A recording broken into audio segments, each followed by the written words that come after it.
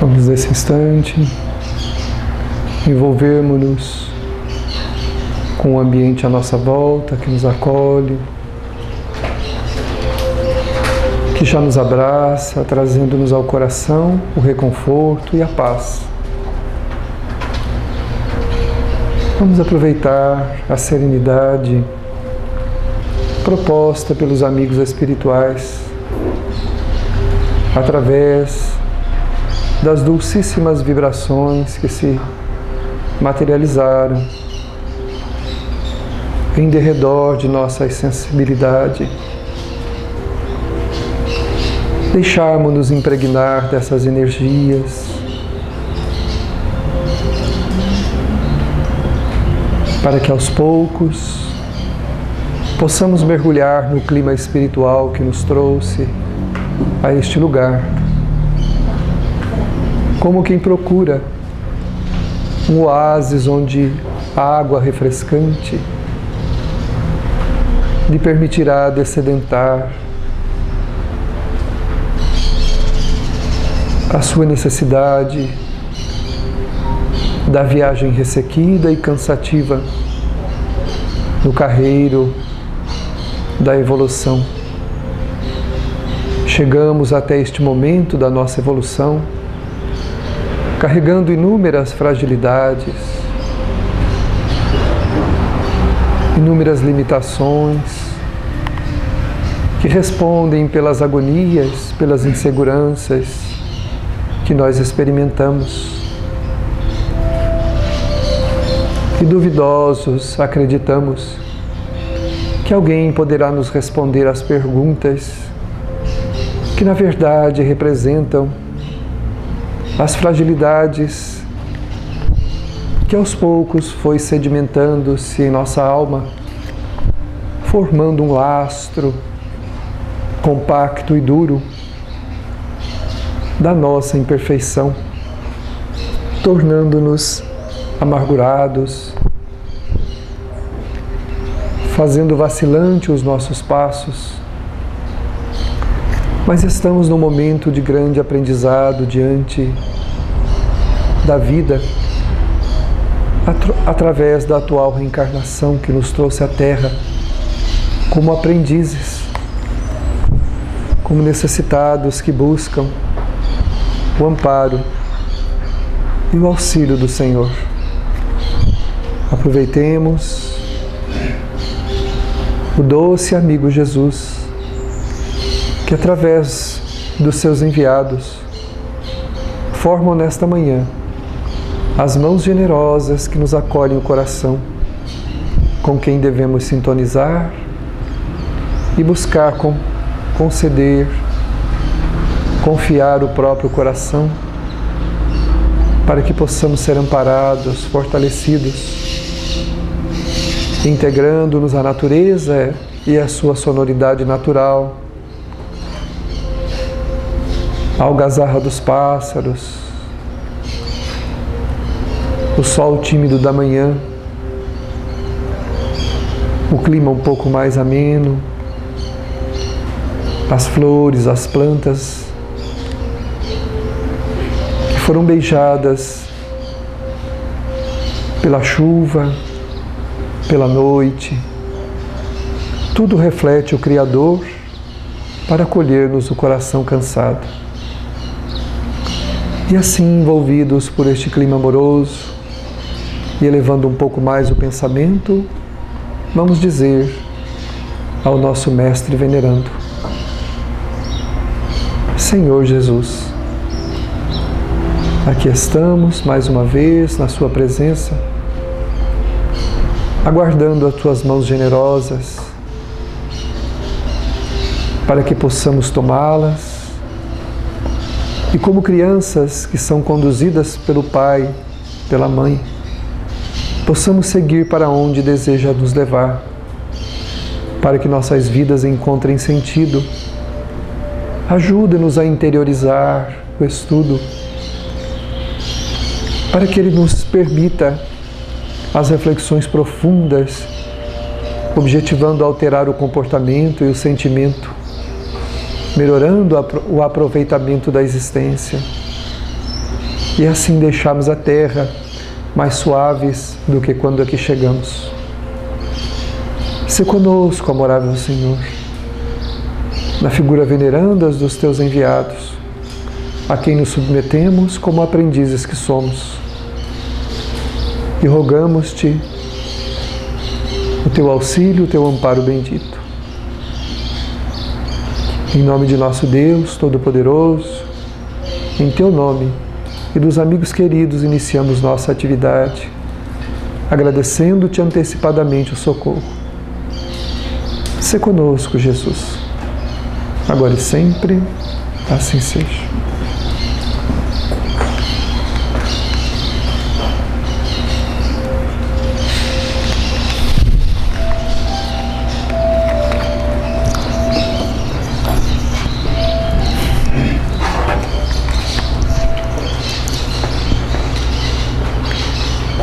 Bom dia a todos.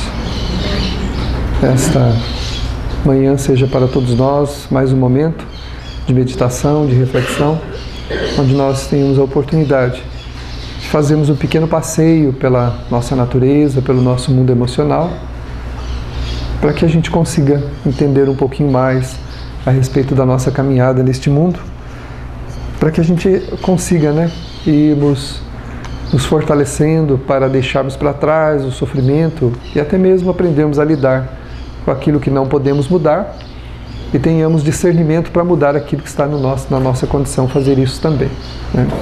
Como nós falamos sempre de sentimentos, estamos falando de uma viagem para dentro e não para fora. É óbvio que nessas questões íntimas, todos nós podemos fazer a modificação que nós quisermos. Nós, embora neste mundo estamos sempre querendo fazer reforma na casa dos outros, estamos sempre querendo reformar o coração dos outros, mas na verdade essa tarefa é inglória, porque ninguém vai obter resultado tentando mudar ninguém. Mas nós podemos mudar o ser que somos, Nós podemos mudar a nossa natureza, mudar os nossos sentimentos e com isso nos suavizarmos mais, vivermos uma vida mais tranquila, mais serena, e com menos dificuldade. Nós somos, embora não estamos encarcerados, mas nós estamos vinculados a um corpo que nos permite uma vida cerceada de algumas coisas. O espírito, ele tem uma liberdade muito maior fora do corpo. Como encarnados, nós temos alguns limites.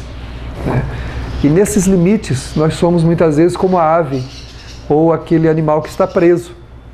Quanto mais se debate, mais se machuca.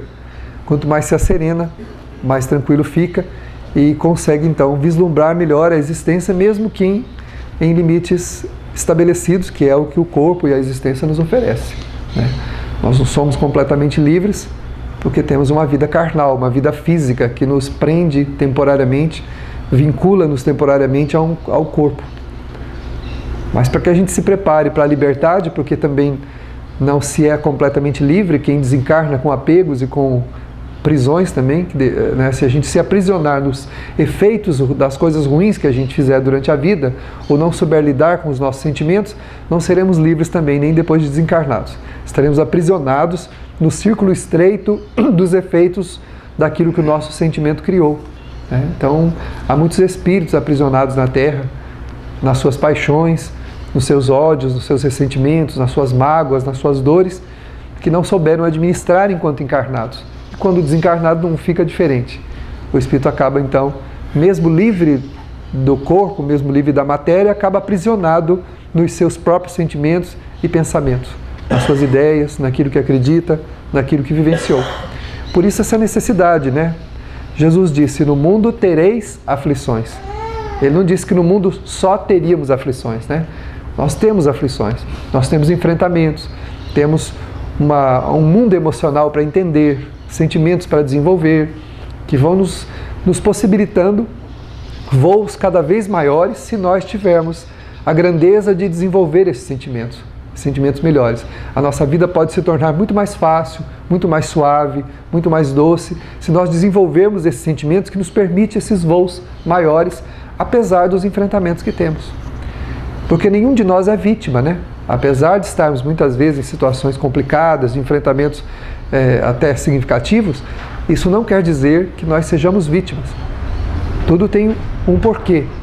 Deus não nos colocou ao acaso onde estamos, né? Mas o nosso sentimento nos levou até onde nós estamos hoje. Cada um de nós é o seu próprio sentimento. Então, o que nós desenvolvemos como afetividade, como sentimento, nos levou a viver a vida que nós estamos experimentando. Estamos vivendo a vida que o nosso sentimento possibilitou. Então, ao mudar o sentimento, a nossa vida toda também muda. Muda também a forma como encaramos. Nós estamos verificando, então, agora o item, né? Agora chamado Litígios, do capítulo 2 do livro Desperte, Seja Feliz, que é da série psicológica da Joana de Ângeles, né? É a segunda lição da obra, então estamos praticamente iniciando o livro. E hoje vamos falar de um item bastante interessante chamado Litígios, né? E a Joana começa a dizer, então, que o homem ainda não se libertou do primarismo, né? Dos sentimentos que o vincula à sua natureza animal, que ainda predominam nele, tornando-o agressivo e até mesmo rebelde, né? Então, nós ainda vivenciamos muito na nossa natureza daquilo do animal, daquela agressividade, muitas vezes da impetuosidade, né? E fazendo com que a gente ainda perca muitas oportunidades nesse crescimento e o que é pior, provocando em nós reações que vão nos comprometer, vão nos trazer dificuldades. Então, nós temos ainda essa dificuldade porque temos ainda muito dessa natureza animal, desse instinto, né, que predomina em nós. E à medida que a gente vai trabalhando o sentimento, nós vamos diminuindo o predomínio dessa natureza que existe em nós, que é uma natureza animal, uma natureza que nos controla, né, que é muito natural. Nós saímos recentemente do mundo do primitivismo, saímos também recentemente, né, dos mundos inferiores, onde nós vivenciamos, e estamos agora a caminho de uma penumbra, né, que vai nos indicar para a luz. Nós ainda estamos muito longe dessa luz que nós precisamos alcançar. Ainda somos seres bastante emocionais no sentido de reagir, né, àquilo que nós enfrentamos. Nós reagimos com muita facilidade. Então a Joana conta que a gente não se libertou disso. Por isso temos uma natureza ainda muito agressiva, né, hedionda, que leva a gente a cometer atos que nos comprometem na existência, né? Quantas vezes a gente fala assim, ai meu Deus, se eu tivesse pensado um pouquinho não teria feito tal coisa. Se eu tivesse pensado um pouquinho não teria falado. Por que eu não fiquei com a boca fechada? Quantas vezes a gente fala isso, né? Por que eu não fiquei com a boca fechada? Mas por que não ficou com a boca fechada, né? Eu sei por que não pensou. Porque nós permitimos que essa natureza ainda primitiva, que essa natureza instintiva, que essa natureza ainda agressiva, que nós trazemos do primarismo ainda nosso, a gente permite que ela predomine. Mas como é que eu vou evitar isso, né? Como é que eu vou evitar as reações automáticas, né? Como é que eu vou evitar essa agressividade, essa espontânea reação negativa diante daquilo que eu enfrento? Tem gente que briga com Deus, né? Tem um problema na vida, uma dificuldade, se revolta contra Deus, se revolta contra todo mundo, né? E o tempo passa e só depois de muito tempo a pessoa vai pensar sobre aquilo e vai verificar que foi um ato insano, que não podia ter caminhado por ali, né? Mas o que faz com que a gente não responda, né, nesse automatismo que nós temos de agressividade, de inconformação, que leva a gente ao litígio, né, à briga, ao confronto com o outro, para defender ideias, sentimentos nossos? O que faz isso? Somente se nós mudarmos o sentimento. Então nós temos que mudar o ser que somos. Não adianta a gente só desejarmos ser uma pessoa melhor e não trabalharmos essa mudança. Ela não vai acontecer automaticamente, nem porque a gente vai se arrepender dos atos depois que eles acontecem, né? Sem a mudança, nós não conseguimos alterar essa nossa natureza. E é preciso para isso vontade, preciso querer. Nós precisamos querer ser uma pessoa diferente daquela que a gente é. Então eu preciso querer ser uma pessoa diferente daquela que eu sou. Eu preciso entender que essas reações, que esses sentimentos não são bons. E que a maioria da vida, das dificuldades da vida que nós estamos enfrentando, o responsável somos nós. Não é que o problema não existe, não é que ele não exista, mas é a maneira como nós lidamos com ele que nos dá as aflições, as agonias, as dores. Nosso orgulho faz a gente dimensionar de uma maneira muito grande aquilo que na verdade não é. Nós somos orgulhosos e como não queremos ser contrariados, não queremos que as coisas sejam diferentes do que a gente quer que seja, então quando somos confrontados, ou quando somos limitados, ou encontramos um obstáculo, o nosso orgulho diz pra gente que a coisa é muito maior do que ela é. E que a gente está sendo humilhado, que a gente está sendo preterido, que a gente está sendo enganado. E na verdade não é nada disso. Né? Quando a humildade entra, quando os bons sentimentos entram, o problema ele se dilui. Ele existe, mas ele não tem a importância e a dimensão que nós damos a ele quando ainda vivemos esse primitivismo do sentimento, que nós precisamos modificar, né? Alterar o ser que somos. Então a revolta, né? a raiva, aquela reação automática, né? Tem gente que você tem que... Eu já vi pessoas dizerem assim, ó, cuidado com o que você vai falar para aquela pessoa. Você tem que ter jeito para conversar com a pessoa, porque as reações dela são sempre automáticas e sempre agressivas. E sempre, né? Cuidado porque o fulano é explosivo. Imagina uma pessoa pedir para o outro ter cuidado com a gente, para conversar com a gente, né? É um absurdo isso, né? Claro que tem gente que tem medo gratuito da gente, que não tem nada a ver, né? A pessoa às vezes imagina que a gente é uma coisa e não tem nada a ver, né?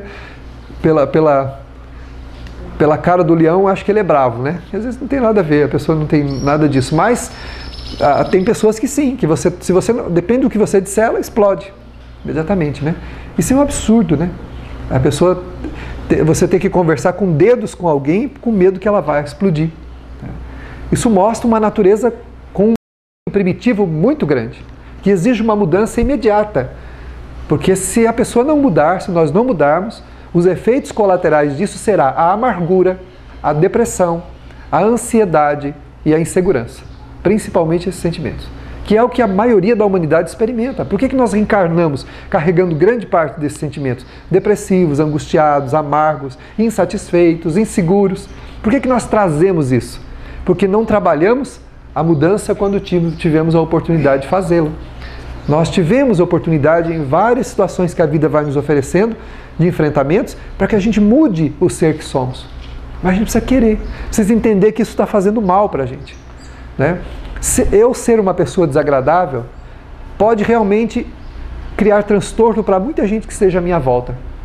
Mas vocês podem ter certeza de que para mim vai ser extremamente danoso ser uma pessoa desagradável. As pessoas podem conviver com esse meu mau humor, com os meus sentimentos negativos e podem me compreender, podem me aceitar, embora crie para elas grandes dificuldades. Eu posso criar brigas, litígios, né? Confrontos constantes com as pessoas e amargurar a vida de todo mundo.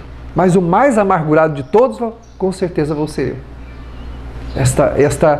Este efeito colateral de não mudar, de não me transformar numa pessoa melhor, vai fazer mal para mim. E tem um agravante. Cuidado, a gente tem que ter muito cuidado quando trata mal as pessoas, quando convive mal, quando não vive bem. Por quê? Porque ninguém está na nossa vida por acaso. E muitas das pessoas estão conosco por acréscimo da misericórdia divina. Nós não merecíamos aquele pai bom, aquela mãe bondosa, aquele irmão amigo, aqueles amigos generosos, aquela esposa, aquele marido que estão conosco. Nós não merecíamos. Mas por misericórdia divina, nós conseguimos que aqueles seres nos aceitassem e nos recebessem nesse círculo de afetividade onde nós estamos. Pode ser que na próxima encarnação, por não valorizar e até desprezar essa oportunidade, eu não os tenha ao meu lado de novo. E eu seja obrigado a reencarnar num meio adverso, com pessoas estranhas, com espíritos que eu não tenho uma ligação maior, ou até mesmo com inimigos, o que seria muito pior. Imagina reencarnar num círculo de inimizades, onde eu só tenho como afetos do meu lado, inimigos do passado. Ou espíritos que não têm muita simpatia por mim. Pessoas que eu já feri, que eu já magoei, que eu já destruí, que eu já fiz o mal. Reencarnar com eles. Então, quem não valoriza, quem não aproveita a oportunidade para se harmonizar e vencer esses limites, né, que a vida vai propondo, porque o que nos dificulta a relação com o outro não é o outro, somos nós, é sempre nós, com a forma como nós lidamos com os nossos sentimentos que torna essa relação difícil. Se nós trabalharmos a nossa mudança, claro que a nossa presença na vida das pessoas vai ser um pouco mais confortável para elas, mas vai ser muito melhor para nós. Porque nós vamos estar construindo uma base sólida e efetiva para que a nossa vida se erga de maneira tranquila, com muito mais força para lutar por aquilo que a gente tem que lutar, e provavelmente a próxima encarnação vai ser muito mais fácil para nós, porque nós estaremos carregando uma força que nós adquirimos na luta voluntária, não naquela que a vida impõe. Porque muitas vezes a gente pode ter que mudar pela força das coisas. Ou seja, se eu não faço a proposta da mudança, eu posso ser compelido a mudar pelas provações, pelas dificuldades.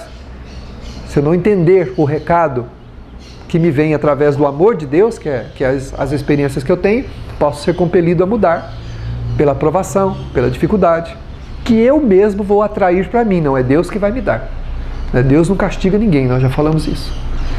Então essa natureza litigiosa, que está constantemente em confronto com o outro, constantemente desafiando, que não se harmoniza, ela provém de uma falta de mudança, de um desejo que eu ainda não empreendi de mudar, de me tornar uma pessoa melhor. Eu tenho que chegar à conclusão que eu não posso ser a pessoa que eu sou. Não por causa dos outros. Não, eu preciso mudar porque eu estou ferindo muito as pessoas. Não, eu preciso mudar porque eu não posso ser uma pessoa que carregue no coração inseguranças, intranquilidades, agonias, aflições. Eu preciso mudar por mim mesmo. Naturalmente, claro, isso vai ser bom para quem estiver comigo. Vai ser bom para as pessoas com quem eu conviver. Então, é uma forma de... Eu não devo respeitar os outros simplesmente porque diz a moral que eu tenho que respeitar as pessoas. Mas eu tenho que respeitá-las porque ao respeitar os outros, eu estou me respeitando também. Porque com a mesma medida que eu julgar, que eu magoar, que eu ferir, que eu exigir, que eu diminuir, essa medida será usada para a minha consciência em relação a mim mesmo. Então aí quando começa então os enfrentamentos, onde a gente começa num determinado período da vida a sofrer e não sabe por quê. É engraçado, quando nós começamos a sofrer, quando nós começamos a ter problemas emocionais, a gente olha para todo lado, menos para dentro de si mesmo. Mesmo para dentro de si mesmo. A gente nunca vai procurar a causa dentro da gente. A gente quer procurar em algum lugar. Alguém deve estar me fazendo infeliz. A minha vida não deve estar boa o suficiente, por isso é que eu estou passando por isso. Está tudo muito monótono, eu acho que é isso, né? Eu acho que a minha vida está monótona, acho que eu caí na rotina, então é por isso que eu estou experimentando essa insegurança. Não é isso. Nós olhamos sempre para o lado errado, nunca olhamos para o lado certo. O lado correto, para que a gente avalie a nossa caminhada, é para dentro.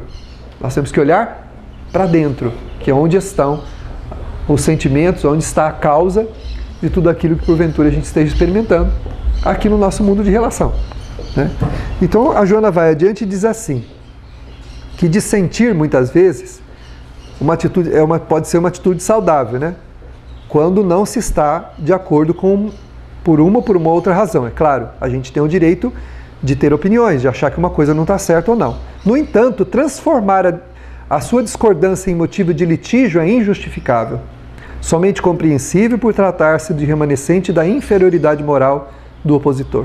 Então, ou seja, nós ainda que a gente não concorde com tudo, é óbvio, o Evangelho segundo o Espiritismo diz que a gente tem que ter senso crítico. Ver o bem em toda parte seria uma tolice. Os Espíritos Venerandos colocam no Evangelho que ver o bem em toda parte seria uma tolice, uma estupidez. Agora, preocupar-me com o mal, divulgar o mal, reagir a esse mal, aí já é uma decisão minha, já é uma decisão nossa. Então é claro que eu posso não concordar com uma coisa, manifestar a minha opinião, mas eu não preciso entrar em litígio com o meu semelhante porque eu não concordo com uma coisa. Não preciso fazer a vontade dos outros se essa vontade não está certa, se essa vontade não é correta, mas eu não preciso eu posso não concordar com a opinião dele, mas não preciso ficar contra ele. Nós ficamos contra a pessoa, pela opção de vida, pelo que as pessoas manifestam, pelos desejos, pelas vontades, nós ficamos contra as pessoas. São nossos irmãos, com fragilidades tanto quanto nós. E muitas vezes o que eu aponto hoje no outro, e que ostensivamente eu acho que é um grande mal, pode ter sido o meu mal do passado, por isso que eu vejo com tanto rigor. Ou pode ser o meu desafio do futuro. Nós não sabemos as resistências morais que temos. Então apontar os enganos dos outros, ressaltar esses enganos e fazer disso um grande problema para a gente conviver com as pessoas, pode significar aí que nós trazemos culpas inconscientes de erros clamorosos cometidos no mesmo sentido. E também poderemos ser colocados à prova num futuro, no mesmo sentido, para ver como é que a gente vai reagir. É o rigor da consciência. Se eu ajo com rigor com o outro, a consciência vai fazer a mesma coisa comigo. Ela vai me testar, né? Dizem as entidades venerandas que, na verdade, é porque a gente não foi testado ainda no nosso limite. É porque não apareceu a oportunidade certa. É porque nós ainda, por misericórdia divina, não reencontramos aqueles antigos parceiros das nossas quedas do passado. Porque se a gente reencontrar, aí danou-se, né? Aí a coisa vai ficar difícil. É que reencarna um aqui, o outro lá no Japão. Entendeu? Falou, meu filho, vai reencarnar você aqui, o outro vai lá na Turquia, no Japão, do outro lado do mundo, você não vai reencontrar. Porque se reencontrar, é queda certa. Né? Então, ou seja, ninguém pode dizer, como diz o ditado, né? O meu avô falava, não diga dessa água eu não bebo. Você vai tomá-la ainda suja, né? Porque alguém passou por ali e vai tomá-la. A gente não tem essa certeza.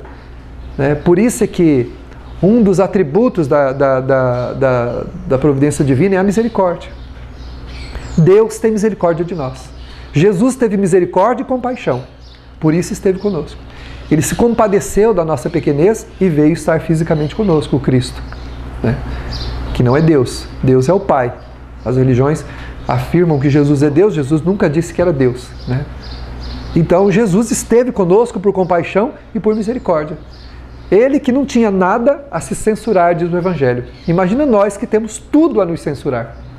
Nós temos um passado que nenhum de nós, embora todo mundo fique querendo saber o passado, é porque não vai saber, por isso que pede. Você vai procurar o teu passado, alguém vai falar, ah, você foi a rainha de Sabá, foi o imperador não sei de onde, foi a imperatriz, foi o príncipe, por isso que a gente quer saber o passado, para saber que príncipe a gente foi, que princesa nós fomos. Mas se a gente soubesse e pudesse seguramente ver esse passado, né, de forma límpida e aberta, provavelmente nós íamos voltar correndo para o presente e íamos falar assim, fecha essa cortina, por favor. Né?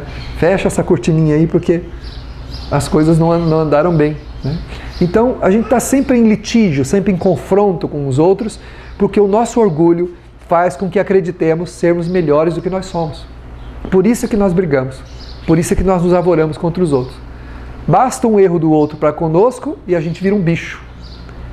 Né? Mas nós não temos o mesmo rigor para conosco, para as nossas atitudes. A gente não tem o mesmo rigor. Mas do outro, basta uma atitude e acabou. Né? E quando não, está sempre recordando o mal do outro no meio do caminho. Então a pessoa fez alguma coisa, 30 anos depois o outro está falando como se aquilo tivesse acontecido naquele momento.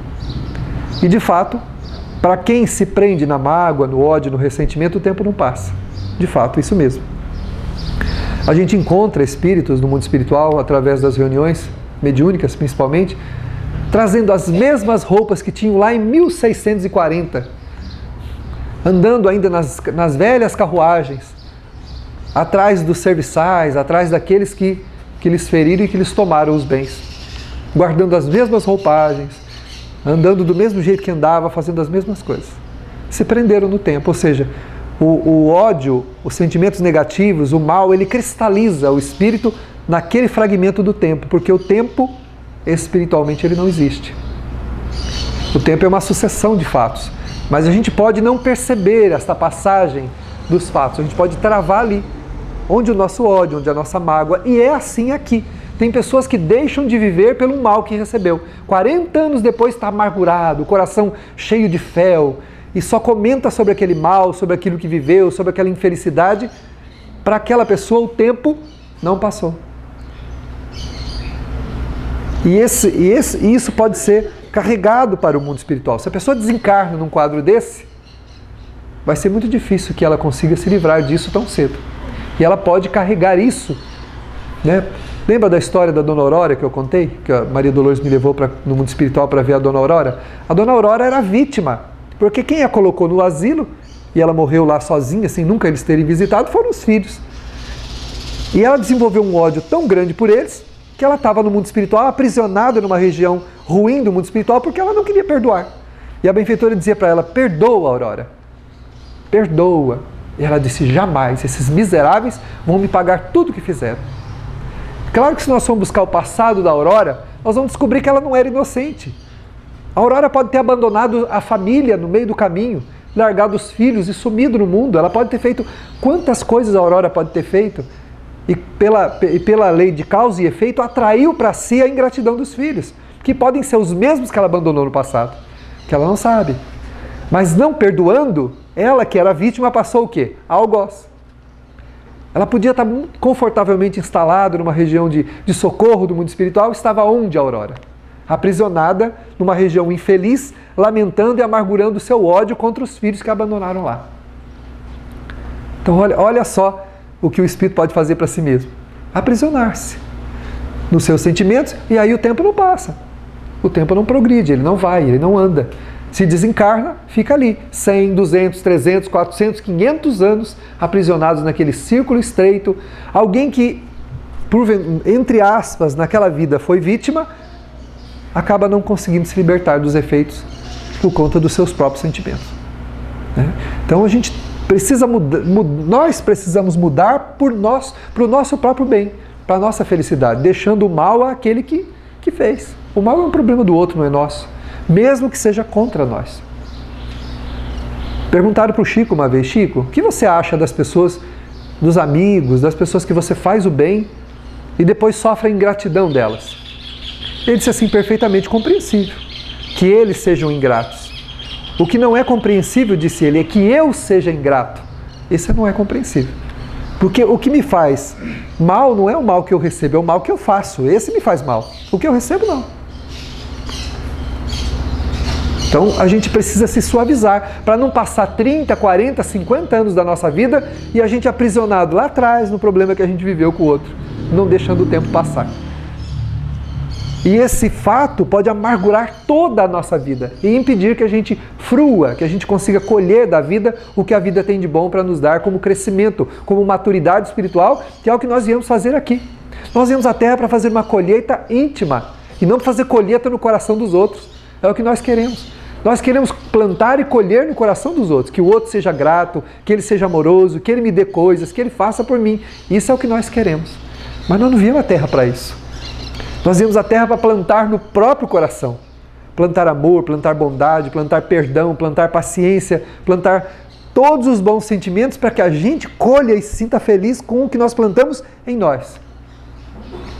Está no Evangelho segundo o Espiritismo: ai daquele que diz, eu nunca perdoarei, porque se não for condenado pelos homens, o será por Deus.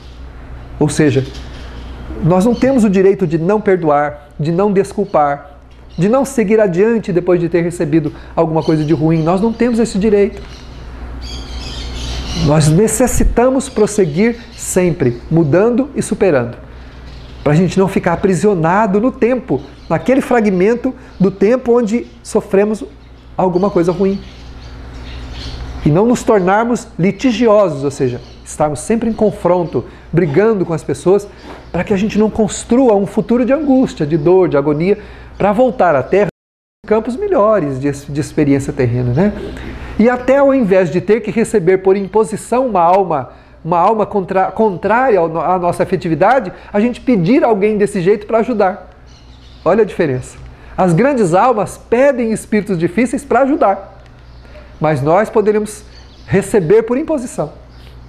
Falou: meu filho, você vai com esse fulano, mas eu odeio então, por isso que você vai com ele. É porque você odeia. Mas eu tenho que ir com o fulano? Você precisa, não é que tem. Necessita. Então, ou seja, que a gente consiga, depois de ter crescido emocionalmente, ter a dignidade de pedir a alguém difícil para ajudar. Imagina a gente conseguir chegar e dizer: eu quero aquela pessoa daquela forma para poder auxiliá-la.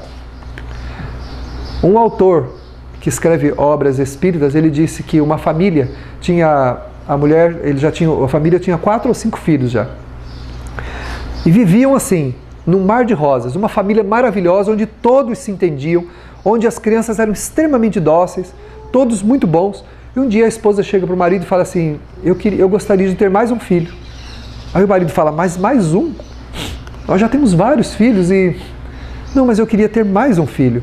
Bom, você que sabe, né? Você é a mulher e a mulher tem mais dificuldades, porque a mulher, com a gestação, ela se compromete, depois os cuidados, a dedicação maior é sua. Mas ela disse assim: só que eu quero um filho especial. Aí o marido disse: mas um filho? Os nossos filhos já são especiais. Imaginem, crianças mais dóceis, mais amorosas do que essa. A nossa família é um ninho de amor. Ela disse assim, por isso eu quero um especial, um espírito que traga limitações.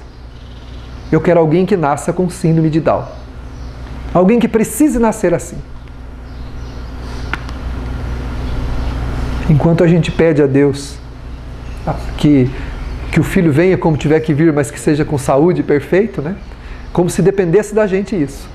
Isso é uma das coisas mais estapafúrdias que a gente pede enquanto está gestando alguém. Que venha com saúde. Ele vai vir como ele precisa vir. A vida dele não nos pertence. E o compromisso que nós fizemos com aquele espírito nós não sabemos. Então pedir isso é um grande engano. Que meu filho venha com saúde, que ele venha perfeito. Se ele precisar vir com uma limitação, ele está escutando isso, você imagina o desespero dele? Sabendo que ele precisa vir, falou, nossa, minha mãe vai me rejeitar. E o acordo foi feito antes, lá. A gente sabia que seria. Então não é isso que nós temos que pedir. Não é assim. Nós temos que conversar com ele, dizendo que ele será bem-vindo, que ele será muito amado, que nós o ajudaremos, que ele fará parte da nossa família, conversar carinhosamente, sem impor nenhuma condição, porque não depende de nós isso. O acordo, a programação já está pronta. E aí essa mãe, então, depois, quando o marido ficou, claro que boquiaberto diante do pedido dela, falou, mas minha esposa, ela disse assim, mas eu preciso retribuir a Deus tanto amor que eu tenho recebido. Aí ele disse, se você quer, então peça. E ela pediu em oração. 1 ano e 2 meses depois daquela conversa, nasce lá no hospital, um bebezinho, e quando o médico levanta e coloca para a mãe ao lado, o olhinho mostrava então um bebezinho que estava chegando com a síndrome de Down. Ele foi muito bem recebido e foi uma criança muito amada por esta família. Que nós consigamos então edificar no coração tantos valores através da nossa mudança, que nós tenhamos a opção de escolher o que nós queremos. Não receber aqueles que muitas vezes precisamos receber. Mas se nós não mudarmos, se nós continuarmos nesse confronto, nesse litígio, constantemente carregando de uma encarnação para outra as brigas, as dificuldades uns com os outros, é claro que nós teremos que receber no nosso ninho afetivo quem? Aqueles com quem nos desentendemos. Eles precisam voltar conosco para que a gente se harmonize, para que harmonize o coração. Não estabeleçamos vínculos de ódio contra ninguém, de mágoa, de lutas contra ninguém.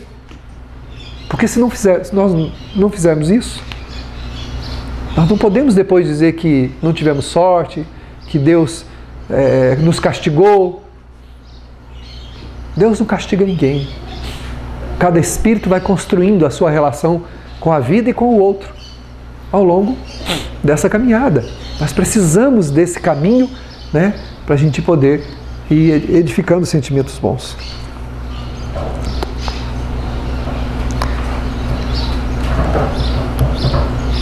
A fim de manter o seu ponto de vista, o litigante não raro urde mecanismo de violência, recorrendo à calúnia, à infâmia, à agressão inqualificável. Muitas vezes, por orgulho, a gente tem um ponto de vista. A gente acredita numa coisa e difama os outros, faz maledicência, faz calúnia para manter aquela ideia, para manter aquilo. Isso é muito ruim. Porque nós nos aprisionamos no que nós falamos. Estamos presos. Estamos presos naquilo que a gente fala, naquilo que a gente sente. Né? Fazer uma calúnia de alguém, espalhar uma coisa ruim a respeito de uma pessoa, tem uma fábula que diz, né? É como subir num lugar bem alto num dia de grande ventania e rasgar um travesseiro de pena. E deixar que aquilo se espalhe a longínquas distâncias. E depois, para querer consertar, tentar recolher as penas. E aí? Nós vamos encontrar todas essas penas para colocá-las todas de volta? É o que nós podemos fazer com a nossa calúnia. Falar mal dos outros, caluniar, por conta de orgulho nosso, né?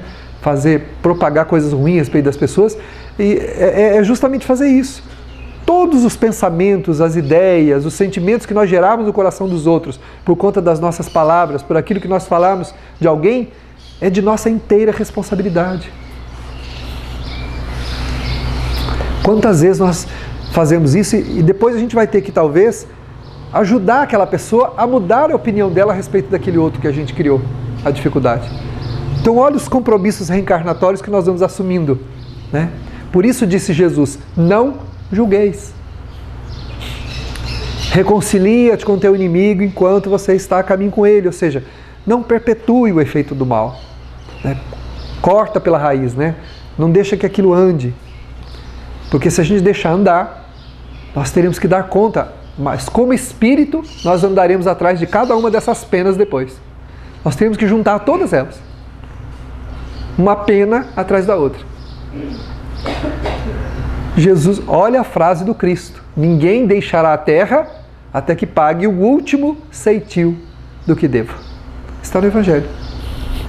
Se nós não acreditássemos na reencarnação, essa fala do Cristo não teria valor nenhum. Porque quanta gente sai da terra devendo até as raízes do cabelo, moralmente falando. A pessoa faz um monte de coisa errada e de repente desencarna. Uai, não deixou a terra pagando até o último ceitil. Pagou o último ceitil do que devia? Não. Quem acredita na condenação eterna, no inferno eterno? Mas Jesus falou que ninguém deixará a terra, ninguém sairá daqui. Né? Então, ou seja, quando é que nós vamos resgatar até esse último ceitil? Quando é que nós vamos editar novamente, mudar a configuração do que nós criamos? Quando é que a gente vai fazer isso? Nos nossos contatos com aqueles com quem nós tivemos dificuldade. Então, aos poucos, nós vamos resgatando, como pegando essas penas de volta, né? Ou seja, a gente rasgou, agora tem que pegar as penas de volta, né? É com um, com outro, com outro, com outro, com outro, até a gente resolver essa problemática. Ninguém deixará a terra até que resgate o último ceitil do que deva. Isso são palavras do Cristo, que não tem sentido nenhum se nós não entendemos pela ótica da reencarnação.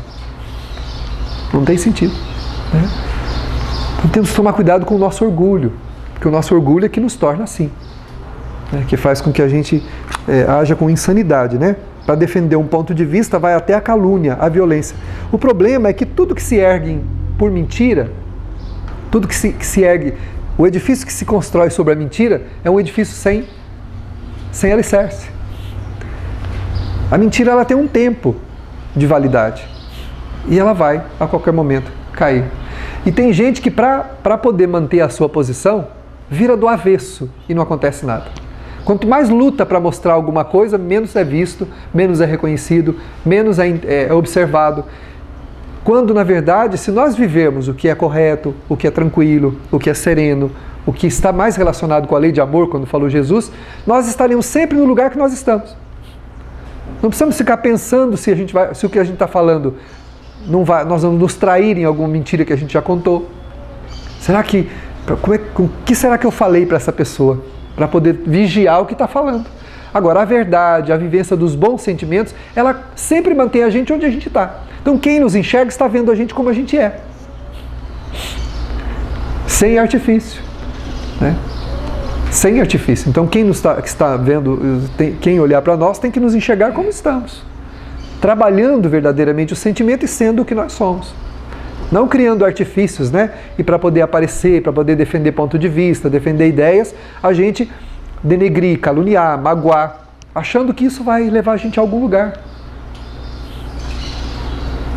Então, isso não leva-nos a lugar positivo nenhum, né?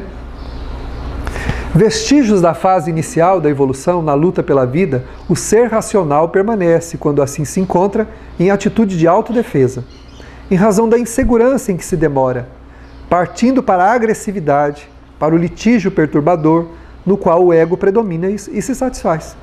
Então é um instinto de autodefesa, porque quando eu não tenho valores que me representem, eu tenho que me defender. Perguntavam para o Chico, estão falando horrores a seu respeito, você não vai se defender? Ele disse, mas já estou me defendendo. Não está não, Chico, você está aí parado. Ele falou, não, eu estou trabalhando. Eu estou trabalhando. Eu estou caminhando com a minha vida, essa é a minha defesa. Para quem está vivendo a verdade e o bem, não tem defesa. Nós não precisamos nos defender de nada. Claro que se alguém vai roubar a sua propriedade, vai tomar um bem seu, você pode ir até a justiça pedir que aquele bem seja reintegrado, que aquilo é seu. Mas sem criar litígio contra o outro. Se por um lado posso defender, né, posso defender aquilo que eu tenho, eu não preciso entrar em confronto moral com o meu semelhante, odiando ele pelas suas atitudes. Isso a gente não precisa fazer. No Evangelho segundo o Espiritismo está escrito que A defesa é permitida, o que é condenado é a vingança. Então, para me vingar do que o outro me fez, aí eu vou fazer um mal contra ele. Isso é ruim. Defender-se não. Só que, na verdade, nos quesitos morais, na forma como convivemos com o nosso semelhante, não precisamos de defesa. Não precisa se defender de ninguém. Nós precisamos só viver bem. Só isso. O Chico dizia, né, que o bem que nós fizermos aqui é o nosso advogado em toda parte. Então, se eu fizer o bem aqui, tudo que eu fizer vai advogar para mim onde eu for. Porque eu serei sempre aquela pessoa transparente, tranquila e serena que todo mundo enxerga. E é assim que vão conviver comigo. Quem não puder me compreender é um problema dele, né? Eu não preciso me arvorar contra os outros. A Maria Dolores uma vez me disse uma frase que eu nunca vou esquecer. Ela disse assim, eu estava passando por um problema lá de incompreensão, umas dificuldades, eu estava reclamando um pouco, né? Como todo mundo, eu não sou diferente dos meus irmãos, estava lá reclamando. E ela disse assim, mas por que você está reclamando? Aí eu disse o que era. Ela disse assim, meu filho, isso é vaidade. Eu disse, mas senhora, como que é vaidade? Eu não consigo entender isso como vaidade. Ela disse assim, pois é, uma das maiores vaidades do ser humano é querer ser cultuado no coração dos outros. Essa é uma das grandes vaidades nossas. Querer ser cultuado no coração dos outros. Querer que os outros nos amem, que eles nos respeitem, que eles falem bem de nós, que eles nos recebam bem. Essa é a nossa vaidade. Que é um ditame do quê? Do nosso orgulho. Que diz que a gente precisa mostrar para os outros que a gente é alguma coisa. A gente tem que ser quem é. Cultivando bons sentimentos, mudando, se tornando uma pessoa melhor. Aí a forma como seremos aceitos ou vistos pelos outros, isso é um problema deles, não é nosso. Agora, nós temos o dever de ver todos com bons olhos, de enxergar as pessoas com bons olhos. E se tiver defeitos, lembrar que os defeitos fazem parte do processo evolutivo de cada um. Se nós fôssemos perfeitos, não estaríamos na Terra. Ninguém está na Terra em regime de exceção, diz Joana de Ângeles. Aqui é todo mundo doente. Um doente falando do outro. Entendeu? Um está lá, né, com uma ferida desse tamanho no braço, na cabeça, está falando da catapora do outro.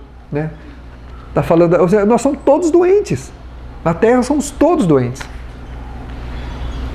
Que os outros não nos aceitem, não nos compreendam, isso é compreensível. Agora, nós precisamos aceitar a todos, compreender a todos, olhar a todas as pessoas com bondade. Se Jesus olhasse-nos como somos, Ele não teria vindo à Terra nos ajudar. Ou os irmãos acreditam que a gente hoje vale mais do que nós valíamos quando Ele veio à Terra? Claro que não. O cenário humano mudou. Houve um progresso material, tecnológico, intelectual. Mas as mazelas humanas são as mesmas. Sofria-se do quê? Do ódio, da mágoa, do ressentimento, da mentira, da tirania. E o que é que tem hoje? Só não temos imperadores, reis, né? Mas o que vige hoje na humanidade? Os mesmos problemas, os mesmos enganos. Estamos ainda a passos de tartaruga mudando. Então como que nós vamos cobrar dos outros? Claro que a gente está melhor do que a gente estava. Evangelho segundo o Espiritismo. Sois hoje infinitamente melhores do que éreis há 100 anos atrás. Porque hoje já aceitais as ideias que vós repelis naquele tempo. Hoje nós aceitamos as ideias que a gente repelia. Então hoje a gente já está melhor. Mas em nível de crescimento espiritual, a gente deu poucos passos. Aceitamos ideias, mas a prática ainda está distante da nossa consideração, né? Vivê-las, materializá-las, enraizá-las na alma ainda está bem distante. A gente reclama muito ainda, nós lamentamos em relação à vida, porque a gente não tem a vida que a gente queria ter, se sente preterido, né? Se sente vítima, eu não tive sorte, como se a vida fosse algo que depende da sorte, né? Do acaso. A vida é uma construção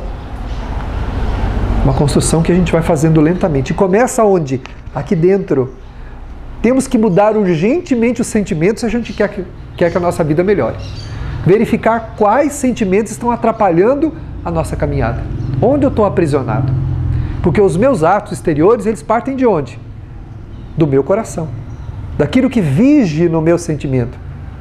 O que estiver na minha alma é o que determina a vida que eu tenho. Embora a gente possa parecer bom, se formos bons, a nossa vida não vai ser uma vida de aparências. Para os outros pode ser, mas para nós vai ser uma vida de amargura. Vai ser uma vida de intranquilidade, de aflições. Então, onde está a raiz de tudo o que nós vivemos? Aqui dentro, no sentimento. Por isso os espíritos venerandos indicam, a Joana indica, o Santo Agostinho já indicava, que todos os dias nós precisamos fazer um exame de consciência, verificarmos o que é que não vai bem, o que a gente fez contra o outro que não devia naquele dia, o que nós não estamos fazendo para os outros que nós deveríamos fazer. Tem alguém que tem alguma coisa contra mim? Se tem, por quê? Eu tenho culpa? Eu fiz alguma coisa realmente errada que necessita ser corrigida dentro de mim, no meu sentimento? Essas respostas a gente precisa dar para si mesmo. Há algum sentimento que eu tenho que mudar, que ainda me atormenta, me atrapalha, me impede de sorrir, de aceitar a vida com alegria? Eu preciso encontrar ele, perguntar. O Santo Agostinho diz assim, fazei pergunta a você mesmo e não temais multiplicar essas perguntas. A gente tem que perguntar-se, porque a mudança acontece daqui para fora, não é de fora para dentro.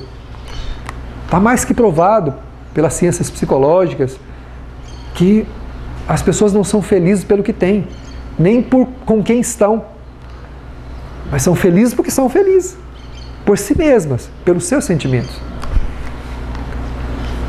Perguntaram para o Chico também se ele sentia solidão, né? A gente muitas vezes sente solidão numa multidão, tendo um monte de amores, de afetos, de pessoas à nossa volta. O Chico fala, como eu posso sentir solidão? Pertencendo à família humana, tendo tantos irmãos que precisam de ajuda, de carinho, com quem eu posso estar perto, convivendo, fazendo alguma coisa, me relacionando, como é que eu posso sentir solidão? Porque a solidão é um estado de alma, não é a presença deste ou daquele do nosso lado, que é circunstancial. Eu já contei para vocês, eu tenho uma tia, que ela era uma família, eles eram uma família de 5 pessoas. Era ela, o marido e 3 filhos. E uma das grandes temores dela era justamente a solidão. Era envelhecer sozinha. E ela sempre foi uma pessoa muito dedicada à família. Num determinado período da vida, quando o filho mais novo completou 21 anos, o marido desencarnou. Teve um infarto do miocárdio e desencarnou. O tempo passou, os filhos se casaram, deu mais um tempo, o mais novo morre num acidente em São Paulo, engavetado lá num trânsito. Depois o outro foi assassinado num ponto de ônibus para ser roubado. Uma pessoa foi roubá-lo e assassinou ele num ponto de ônibus. Sobrou a moça, que era a caçula, né, como menina, mais nova, que a minha tia tinha uma veneração por ela. Era dirigente, inclusive, de atividades espíritas na cidade que ela morava. Teve um câncer cerebral. Quando descobriu, durou 7 dias. Foi embora. O que ela mais temia? Uma família de 5 pessoas. Sobrou? Ela apenas. Então nós estamos circunstancialmente com as pessoas. Elas não nos pertencem. Se nós não tivermos valores que sustentem a nossa vida, nem que haja uma multidão ao nosso lado vai adiantar alguma coisa. O que nos sustenta, o que nos dá paz, o que nos dá alegria de viver, é os sentimentos que a gente possa desenvolver. Porque os bons sentimentos nos aproximam de Deus. E é claro que a minha tia não perdeu nenhum deles, eles estão vivos. Claro, estão no mundo espiritual. Mas ela sente falta da presença física deles, de estar ali do lado, de estar junto, conversando. E hoje o que ela faz? Para suprir isso, ela se dedica então a atividades existenciais onde ela pode ter contato com as pessoas, onde ela possa fazer alguma coisa por alguém. Ela sempre faz isso. Né? Mas o que nos sustenta são os sentimentos que a gente desenvolva em nosso coração, porque eles são o nosso equilíbrio, a nossa paz. Independente de quem esteja ou não esteja conosco. Se tiver, ótimo, que bom. Podemos conviver por uma vida toda com afetos do nosso lado. Isso é confortável para nós. Mas não nos acrescenta nada. A presença de um ente querido não acrescenta no nosso coração nada. Porque eles são apenas companhias de caminho, de caminhada, que podem estar ou não estar. Claro que os seus exemplos, a sua forma de viver, pode nos ajudar muito a refletir sobre a nossa vida, Se nós temos uma pessoa boa na nossa família, lógico que isso pode ajudar muito a gente a pensar sobre a nossa vida. Conheci uma mulher, um casal, que eles não tinham filhos, aí adotaram um menininho. Adotaram um menininho. Quando esse menino completou 5 anos, ele desenvolveu uma doença rara. E os médicos começaram a tratá-lo, e o tratamento que havia era, parece colocar ferros por todo o corpo. Imagina, sabe aquelas pessoas quando quebram um braço, colocam aquelas armações para poder ajudar, né, na cicatrização, deve ser isso, né? Os médicos tiveram que fazer isso por todo o corpo dele, para poder mantê-lo de pé, porque os ossos dele começaram a se romperem. E segundo o médico, a mãe que me contou, entre lágrimas isso, segundo o médico, ele tinha dores horríveis, mas ela disse que nunca ouviu da boca dele um gemido. E com 5 anos, ele chamava o pai e a mãe, sentava com os dois e falava: eu estou bem. Muito obrigado por vocês estarem me ajudando, ele falava. Muito obrigado por tudo que vocês fazem por mim. 5 anos. Conversava com o pai e a mãe, falando da gratidão dele pelo amor e pelo amparo que recebia do pai e da mãe. Quando ele completou 7 anos, nesse quadro doloroso, ele partiu. Desencarnou. E eu conversei com o pai e a mãe dele. E eles disseram: ele não sabe o bem que ele fez para a nossa vida. O exemplo de força, de determinação desse espírito que porventura tinha uma missão junto a esses pais, tinha um resgate próprio, claro, ele tinha um resgate dele mesmo, mas tinha uma missão com esse pai e com essa mãe, para ajudar eles. Ele auxiliou os pais a mudar. E ele disse: ele mudou a nossa vida. A mulher disse: hoje eu enxergo a vida completamente diferente do que eu via. Depois do meu filho. E era um filho adotivo, não era filho de sangue. Não é?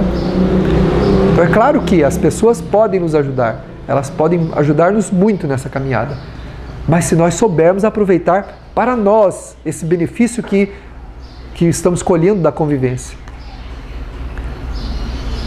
Porque quem tem que mudar somos nós. Quem tem que alterar esse entendimento somos nós. Se nós não mudarmos aqui, certamente sofreremos uma série de efeitos dessa não mudança, né, em nosso caminho. À medida que o adversário vê o triunfo do outro, aquele a quem combate mais impiedoso se torna, recorrendo a expediente de desmoralização pela impossibilidade de superá-lo através dos valores do espírito. Há pessoas que não suportam o crescimento dos outros. São egoístas, extremamente negativas e não suportam o crescimento dos outros. Então, à medida que os outros vão crescendo, o que elas fazem? Iniciam um processo de difamação, de tentar denegrir, de tentar diminuir o valor do outro para poder se sentirem melhor. Só que isso não faz, diminuir os outros não faz a gente se sentir melhor. Não faz a gente se sentir melhor. Em entrevistas, muitas vezes, conversei com pessoas lamentando profundamente terem feito coisas que diminuíram, que prejudicaram os outros e que agora se sentem extremamente culpadas. E a pessoa diz assim: mas eu tinha razão, porque a pessoa fez isso, mas depois que eu fiz isso para ela, não tive mais sossego, não tive mais paz. Porque é o que dizem os espíritos, o mal do outro é um problema dele, mesmo que seja contra nós. Agora, quando nós fazemos, aí passa a ser um problema nosso. Porque o mal que me faz mal é o mal que eu faço, não é o mal que eu recebo. Como a Aurora era vítima. Se tivesse compreendido, aceitado a dificuldade, o que teria acontecido? Perdoado. Ela teria ido para o mundo espiritual, para uma região de socorro, de amparo, e poderia ainda ajudar esses filhos, que porventura iriam ter problema. Possivelmente iriam ter problemas por essa ingratidão. Mas de vítima passou também a quê? A algoz. Porque quem odeia não vale mais do que o outro que lhe prejudicou. O ódio é um sentimento que nos nivela. Quem odeia o inimigo, nivela-se ao inimigo. Torna-se igual. Por isso Jesus disse: ama o teu inimigo, faz bem aquele que te persegue, aquele que te calunia, aquele que te quer mal. Está no Evangelho. O maior tratado de psicologia de uma modernidade insuperável é a indicação de Jesus para a nossa felicidade. Se nós meditássemos sobre os seus ensinamentos, nós teríamos uma outra vida. Não de maneira mística, né, como as religiões fizeram, de celebrar a vida de Jesus, esquecendo que tinha que ensinar as pessoas a viverem a vida de Jesus, a usarem como roteiro de vida o que ele falou. Ele disse assim: ama o teu inimigo. Você aprendeu que tem que odiar, mas eu vos digo, ama. Faz bem aquele que te persegue, aquele que te quer mal. Ora por ele, né? Ajuda ele, se você puder. Anunciando para a gente que o mal é um problema de quem faz, não é nosso. E sem contar que quando a gente não passa a não se preocupar com o inimigo, com aquele que nos quer mal, com aquele que não nos quer bem, a gente sai da rota de colisão com ele. Né? Ixi, hoje não botaram água aqui. A gente sai da água da rota da água. Eu estou falando com a água, estou falando da água, né? A gente sai da rota de colisão, né? Porque quando a gente odeia quem nos odeia, nós não valemos mais do que a pessoa. E nós entramos num círculo vicioso que vai nos prejudicar a ambos. As mesmas energias que o outro está irradiando contra mim, e elas são as mesmas que eu irradio contra ele. Então nós nos impregnamos da nossa ignorância. Nos fazemos mal. Os semelhantes se atraem. A física diz isso, né? Os semelhantes se atraem. O Espírito Camilo, no livro Justiça e Amor, ele fala: paire acima do teu agressor, para que ele tenha que absorver de volta tudo que enviar contra ti. Mas paire acima dele, não na rota dele. Eu tenho que pensar, né? Tenho que ficar distante das vibrações, da sintonia dele. E como é que eu faço isso? Não é só deixando para lá, né? Muitas vezes falam: fulano, eu não consigo conviver bem com fulano, então deixei para lá. Não é assim. Não é deixar para lá. Pode ser que a convivência não se torne possível, é claro. De repente, a animosidade da pessoa contra a gente não dá para conviver. Não tem jeito. Às vezes a forma, a reação da pessoa, a maneira como ela age, não possibilita a convivência. Mas isso não quer dizer que eu deva ter para com ela transportes de inimizade, de raiva, de desejar mal, de querer o mal dela. Por isso que Jesus falou: ora pelo teu inimigo. Ele não falou convive. Ele falou: ora. Ora por aquele que te persegue, que te quer mal, que não gosta de você. Ele falou: ora. Ele não falou: vai lá, beija ele, abraça, conviva, aceita as marteladas na cabeça que ele vai te dar. Não é isso. Ele não está falando isso. Ele está falando para a gente não ter raiva, não ter ódio e ainda orar. Pedir a Deus pela felicidade dele. Senhor, que aquela pessoa que me odeia, que não gosta de mim, que ela seja feliz. Que ela aprenda com a vida, que ela desenvolva amor, que ela desenvolva afetividade. E que o meu coração nunca tenha nada contra ela. Quando a gente faz isso, a gente está se liberando do mal do outro. A gente está cortando esse mal. Está se liberando. Porque se a gente detestar, odiar, nós vamos estar na mesma sintonia, recebendo o mal um do outro, um trocando mal com o outro. Porque não somos iguais. Né? O amor e o ódio o amor liberta, o ódio vincula. O amor deixa livre, embora traga para perto, mas deixa livre. O ódio vincula. Né? O ódio vincula. Por isso, quando a gente ouve falar fulano matou por amor, como é que alguém pode matar por amor? Fulano prejudicou o outro, mas é porque ele amava muito, enlouqueceu. Ninguém enlouquece por amor.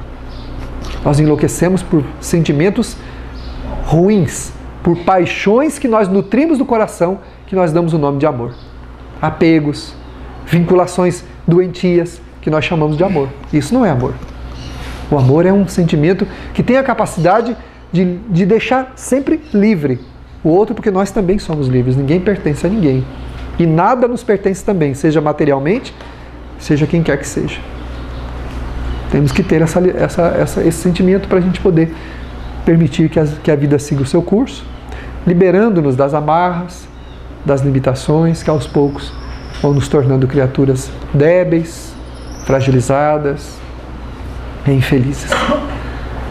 Litigiosos seremos sempre infelizes. Toda pessoa que erga para com o seu semelhante uma batalha e age avidamente para destituí-la da sua dignidade, desrespeitando-lhe a condição de filho de Deus, como também somos, é punida no seu próprio sentimento, sentindo a amargura, a infelicidade de ter produzido no coração o móvel da sua própria desgraça. Que nós possamos sonhar com um mundo melhor, com um mundo onde as criaturas possam se amar e se respeitar, mas que isso nasça de nosso próprio coração, quando, entendendo a necessidade da transformação, perceberemos que cada sentimento renovado é um dia novo de esperança, de alegria, é um futuro de paz e de harmonia. Ouçamos a voz canora e bela do bom pastor, que depois de permitir que as ovelhas pastassem por onde quisessem, ao cair da tarde, quando a noite se aproxima, com o seu cajado muito bem reconhecido por aqueles que lhe sabem a condução, ele então começa a chamá-la ao seu aprisco, que é seguro, evitando que a escuridão permita eles cair no despenhadeiro. É assim com a nossa existência. Jesus é o bom pastor que nos permite a vida, e nós caminhamos enquanto há dia. E quando a noite das provações chega, quando as trevas da ignorância desejam predominar em nós, Ele nos chama ao seu amor seguro, dizendo: vinde a mim. Ou seja, antes de tomarmos uma atitude negativa contra a vida ou quem quer que seja, vamos a Ele. Quando a treva da ignorância cobrir os nossos sentimentos, vamos a Ele, para que Ele nos ajude, acalentando-nos, e que possamos repousar no seu coração seguro e amoroso. Que Ele nos abençoe, concedendo-nos a sua paz. Assim seja. A forma, a reação da pessoa, a maneira como ela age, não possibilita a convivência. Mas isso não quer dizer que eu deva ter para com ela transportes de inimizade, de raiva, de desejar mal, de querer o mal dela. Por isso que Jesus falou: ora pelo teu inimigo. Ele não falou convive. Ele falou ora. Ora por aquele que te persegue, que te quer mal, que não gosta de você. Ele falou ora. Ele não falou vai lá, beija ele, abraça, conviva, aceita as marteladas na cabeça que ele vai te dar. Não é isso. Ele não está falando isso. Ele está falando para a gente não ter raiva, não ter ódio e ainda orar, pedir a Deus pela felicidade dele. Senhor, que aquela pessoa que me odeia, que não gosta de mim, que ela seja feliz. Que ela aprenda com a vida, que ela desenvolva amor, que ela desenvolva afetividade e que o meu coração nunca tenha nada contra ela. Quando a gente faz isso, a gente está se liberando do mal do outro. A gente está cortando esse mal. Está se liberando. Porque se a gente detestar, odiar, nós vamos estar na mesma sintonia, recebendo o mal um do outro, um trocando mal com o outro. Porque não somos iguais. Né? O amor e o ódio, o amor liberta, o ódio vincula. Né? O amor deixa livre, embora traga para perto, mas deixa livre. O ódio vincula. Né? O ódio vincula. Por isso, quando a gente ouve falar, fulano matou por amor, como é que alguém pode matar por amor?